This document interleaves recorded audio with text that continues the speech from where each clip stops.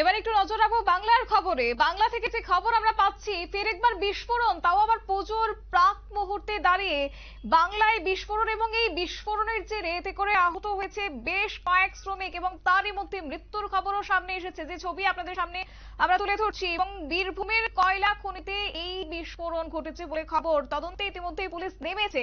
আহতদের যারা আহত হয়েছেন এই বিস্ফোরণের জেরে তাদেরকে ইতিমধ্যেই ভর্তি করা হয়েছে নিকটবর্তী হাসপাতালে। ঠিক কি আপডেট রয়েছে জানবো, আমাদের সঙ্গে যুক্ত হয়ে গেছে প্রতিনিধি সুপ্রীতি মুখার্জি। সুপ্রীতি, কিভাবে ঘটলো এই বিস্ফোরণ, তা নিয়ে কি কিছু জানা গেছে?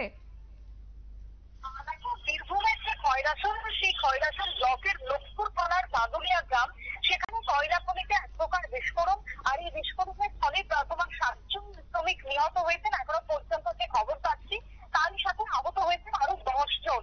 এবং প্রথম যে খবর স্থানীয় সূত্রে উঠে আসছে তার মধ্যে জিনামাইতে কয়লার খাদান বিস্ফোরণ ঘটাতে গিয়ে দুর্ঘটনাটি ঘটে এবং সেটা গঙ্গারাজ্য মাইনিং প্রাইভেট লিমিটেড পরিচালিত এই দুর্ঘটনা। এবং ঠিক সেই সময় যখন কয়লা মাইনিং বেশ কয়েকটি শ্রমিক হঠাৎ করে এক প্রকার বিস্ফোরণ, এবং সেই বিস্ফোরণের ছিন্ন ভিন্ন হয়ে যায় সাতটি প্রায়। বাকি আরো অনেকে ছিলেন যারা আশপাশে ছিলেন, তারা আহত হয়েছেন এবং তারা গুরুতরভাবে জখম হয়েছেন। সঙ্গে সঙ্গে হাসপাতালে নিয়ে যাওয়া হয়। এমনটাই খবর উঠে আসে। দেখো, বীরভূম এমনই একটি জায়গা, সেখানে কিন্তু কয়লা খনি থেকে শুরু করে, সেখানে মাটি খাদান থেকে শুরু করে, সেখানে তোমার চাষে কিছুটা এগিয়ে তোমার যখন বারোমরিয়া বা এই যে সাইকেল এগিয়ে, সেগুলো কিন্তু সবটাই কয়লা খনি বা খনিয়ারি এলাকা।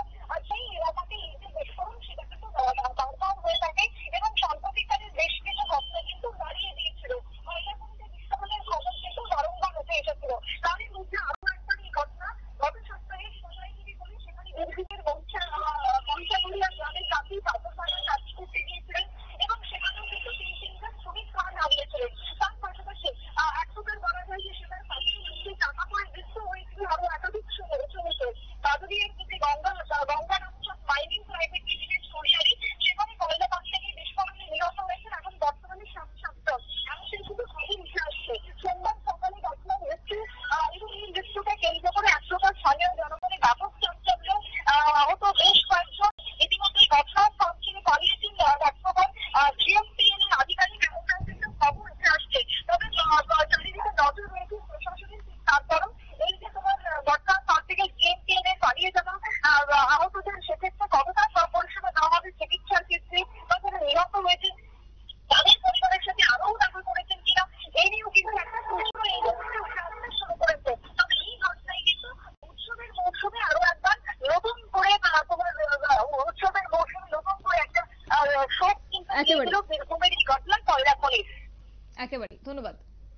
বিস্তারিত বিষয় তুলে ধরলো আমাদের প্রতিনিধি সুপ্রীতি মুখার্জি। তবে বাংলা থেকে আরো একবার বিস্ফোরণের ছবি, এবং এতে করে আতঙ্ক রয়েছে প্রচুর প্রাক মুহূর্তে, এবং কার্যত মৃত্যু হয়েছে একাধিক শ্রমিকের, এমনটাই খবর। যদিও ইতিমধ্যেই তদন্তে নেমেছে পুলিশ, এবং কিভাবে ঘটলো এই বিস্ফোরণ, কারাই বা রয়েছে নেতৃত্বে, সবটাই জানা যাবে সময়ের অপেক্ষা। নিয়ে নিচ্ছে ছোট একটি বিজ্ঞাপন বিরতির, সঙ্গে থাকুন।